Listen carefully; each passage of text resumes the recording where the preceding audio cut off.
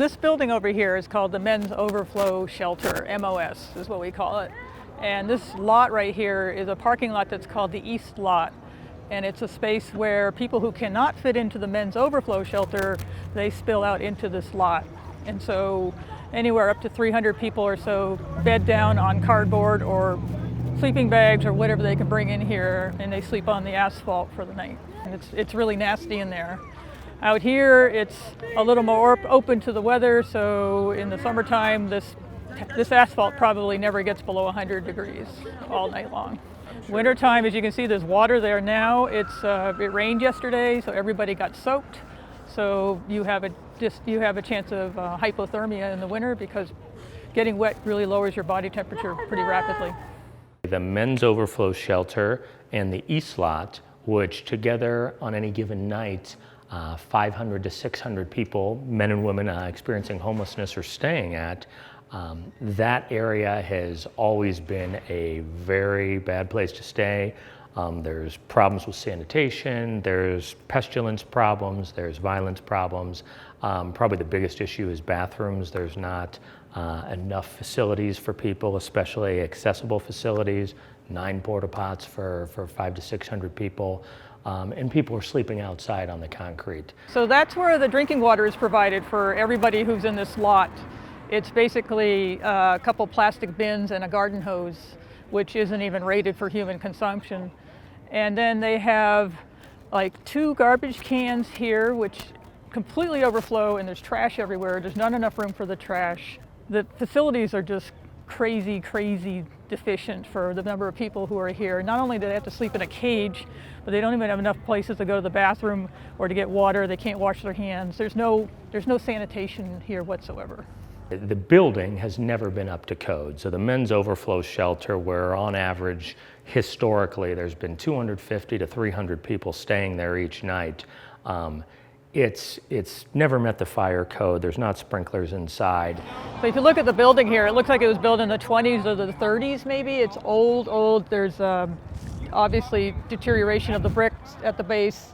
There's been reports of the rats and the mice come out of those holes in the building at night, and they crawl into people's sleeping bags and chew on their feet during the night. Historically, I understand that it was a temporary relief back in 2007-ish for heat relief, and the city and the county and the state really just didn't provide a better option for people, and that continued to stay open. It was never intended to be a structure that lasted for the last 7 or 8 years. This little area down here is right next to downtown, but most people don't even know it exists. And it's just become very shameful that it's so out of sight and out of mind. When you put all of the people who are experiencing homelessness out of sight, then nobody really has to think about them or think about the solutions to their problems. There are many reports of women suffering sexual assault in this space. It's very lightly policed. The police do not necessarily go inside unless there's a giant fight that they need to break up. We did a survey during our forum the other day, and we had a lot of people who are talking about people who are basically victimizing women, pimping them and making them do whatever they needed them to do to get, in exchange for money or drugs or whatever. So it's a real mess in there. A change needs to occur. So when we found out, we learned back in October, November, we became aware that they were planning to shut down the Men's Overflow. We decided then to say, hey, we've got to start coming up with ideas. And that's why we formed this coalition to start putting pressure on the governments to come up with a plan and come up with it fast. Their solution that they come up with is that they need more time, and they're asking for another year to come up with a temporary plan to their already temporary plan from 2009.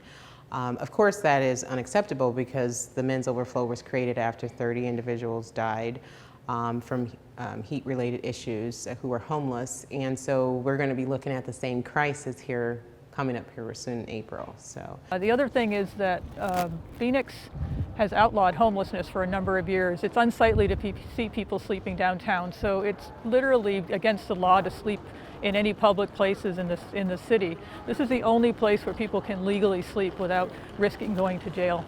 I don't see how they allow people to live there for this amount of time, but we definitely need to look at the East Lot and what's some of the immediate things that we can do to make it humane for people to sleep there. The permanent solution is affordable, secure, permanent housing. And until we start building those models successfully here in Arizona, we're going to keep seeing a growing homeless population. I really sympathize with our guests that are experiencing homelessness.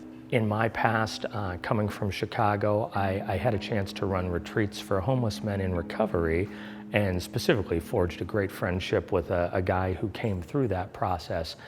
And I know that you have to put people in houses to even begin to work on any other issues they have. We all have issues, we all have things we work through, but housing is a right, not a privilege, and so I think that has to be our focus.